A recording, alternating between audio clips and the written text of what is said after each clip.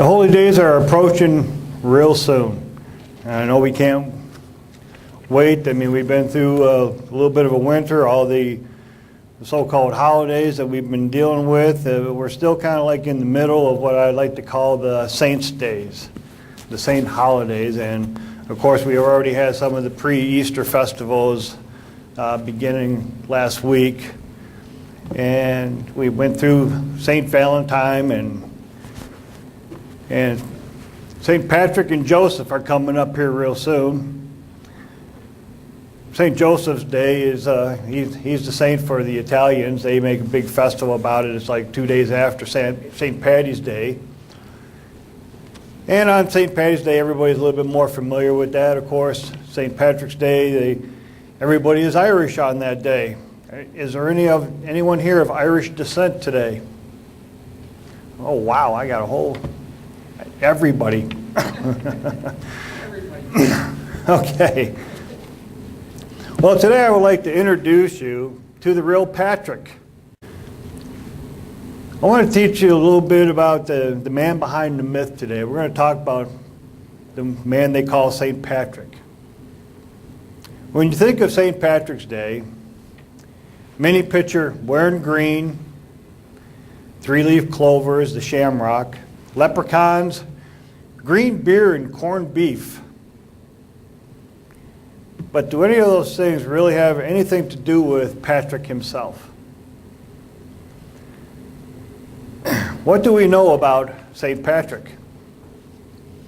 We've been told that Patrick was a Catholic monk who brought the Trinity doctrine to the people of Ireland. And along the way, he drove out all the snakes from the Emerald Island. He became so renowned that the Catholic Church made him a saint. That's what we know about him. None of it is true. Patrick's given name was actually Mawin Succat. It's spelled S-U-C-C-A-T. He took the name Patrick most likely because of the area that he was from in Scotland. That's right, Scotland. Patrick was Scottish, not Irish. Anybody here of Scottish descent? Just a couple of us. His birthplace, Patrick's birthplace, was in Bonavin, which lay between the Scottish towns of Dumbarton and Glasgow. And it was reckoned to be a province of Britain at that time. This village was in, the village he lived in was in memory of Patricius. It also received the name of Kilpatrick or Kirkpatrick.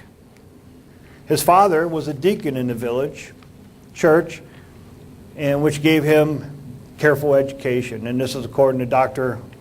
August Neander from the General History of the Christian Religion and Church, Volume 2. Patrick himself writes in his Confessions, I, Patrick, had Corpornius as my father, a deacon, a son of the late Potitus, a presbyter, who dwelt in the village of Banavon. I was captured. I was almost 16 years of age and taken to Ireland in captivity with many thousands of men. That's according to William Cathcart's book, The Ancient British and Irish Churches. Patrick was the son of a Christian family in southern Scotland. He was carried off to Ireland by pirates in 376 AD. Here in slavery, he gave his heart to God. And after 6 years of servitude, he escaped, returning to his home in Scotland. But he could not forget the spiritual need of these poor heathen. So after 10 years, he returned to Ireland as a missionary of the Celtic Church. Patrick was connected to what was called the Celtic Church. It was very much opposed to what was taught in the Roman Catholic Church. Patrick never wrote about a connection to Rome or the Pope, or that his authority came from there. Patrick was not a Roman Catholic, and neither was his father or his grandfather, who was a priest in the Celtic Church. Catholic priests believe in celibacy. The claims that Patrick was a Roman Catholic are mere fabrications, as we will see. About Patrick, medieval biographers wrote of his studying with Saint Germain and of his attending a monastery near the Mediterranean, and finally going on to Rome and receiving ordination by the Pope. All these are mere inventions and were not put forth until more than 500 years after his death. All of them are presented without a shadow of proof. In the establishment of his church, St. Patrick in no instance ever appealed to any foreign church, whether in Rome or anywhere else, or to any pope or any bishop.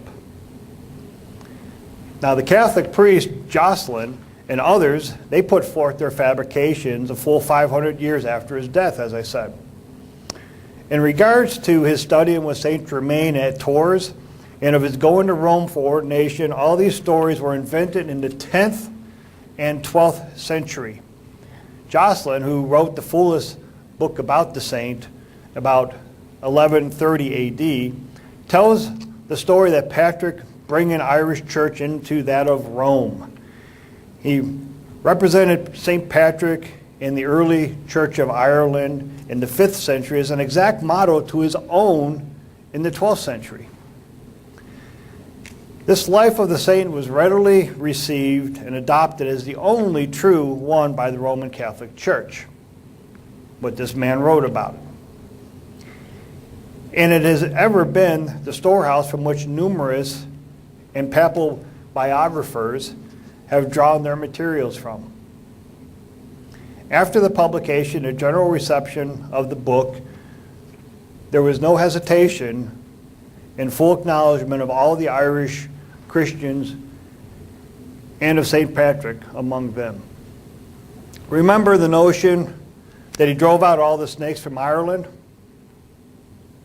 There were never any snakes in Ireland. Never. According to legend, the patron saint of Ireland chased out the slithering reptiles into the sea as they began to attack him during a 40-day fast. It's not a true story. There was never ever snakes there. Archaeologists have proven that there was none there. There was no fossil record of ever snakes being in Ireland, as well as a couple other places like New Zealand, Iceland, Greenland, Antarctica. You know, places that Indiana Jones and other snake-averse humans could visit without any fear. Bottom line, he didn't drive the snakes out. They weren't never there to begin with. That's just another one of those tales that they try to apply to his sainthood. So if Patrick wasn't a Roman Catholic, what did he teach? Patrick's actual teachings. In AD 596, Pope Gregory sent a group of monks to England to try to bring the Celtic Church under the authority of Rome. However, the Celts refused to acknowledge Gregory's authority and rejected the teachings of the Roman Church. In Ireland, the monks found that the Celtic Church permitted their priests to marry. Oh, unbelievable. They also practiced baptism by full immersion in water. How could they get away with that? The Celtic Church also rejected the doctrine of papal infallibility in veneration, in transubstantiation, the confessional, the Mass, relic worship, idol or image and idol adoration, and the primacy of Peter as the Pope. This is according to Truth Triumphant by B.J. Wilkinson The later list also has some specific Roman Catholic doctrines that the Celtic Church knew were not taught in the Scriptures, as we well know. Patrick also rejected the immersion of the church and state, a main teaching of Catholicism. He believed and taught the same as Jesus in John chapter 18, verse 36, that God's kingdom is not of this world.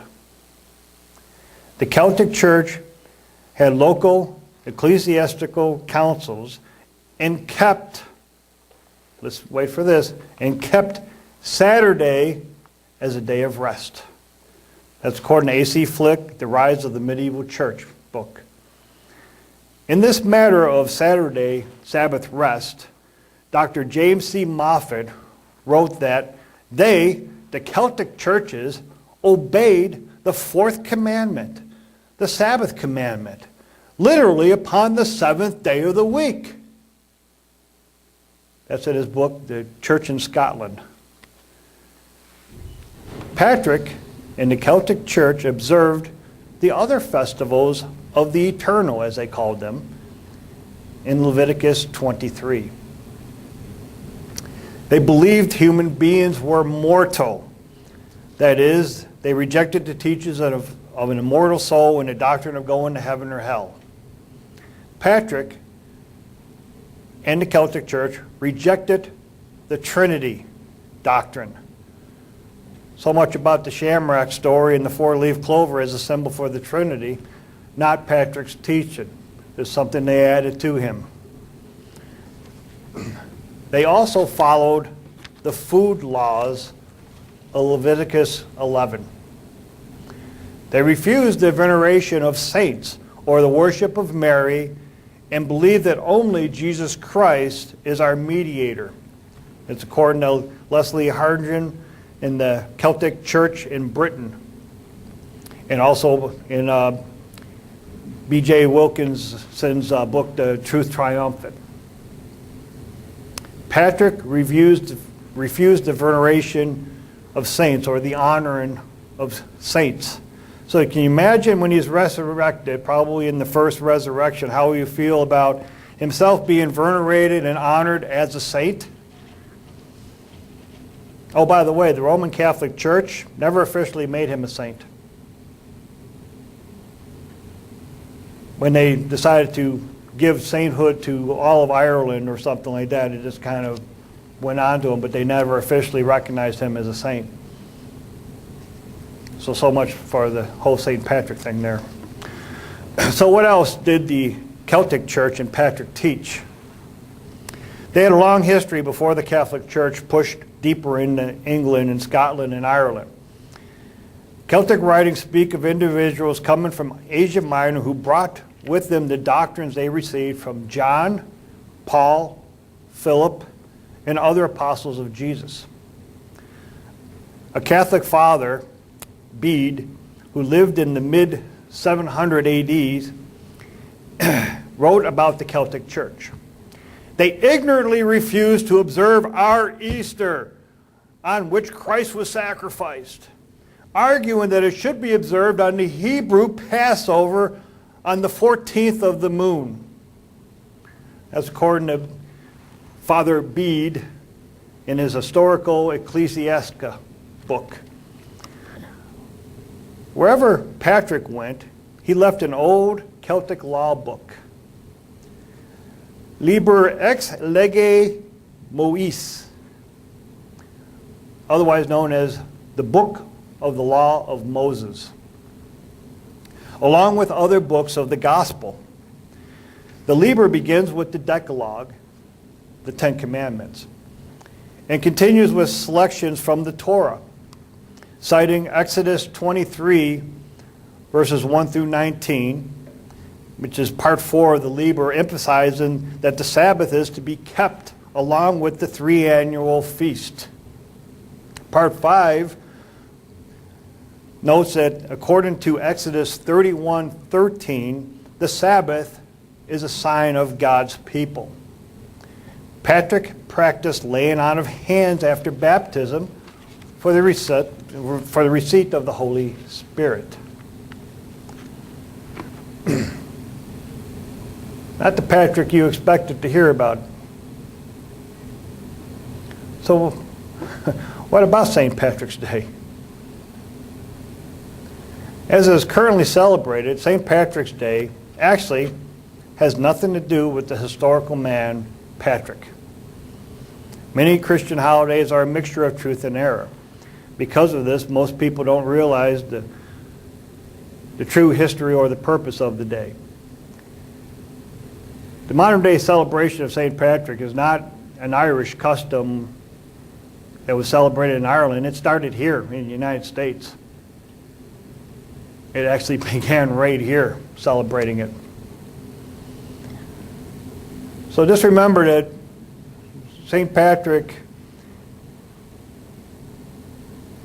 even though he was revered as a Roman Catholic saint, his writings appear to place him squarely in the Sabbath-keeping Messianic tradition. Brethren, St. Patrick was one of us.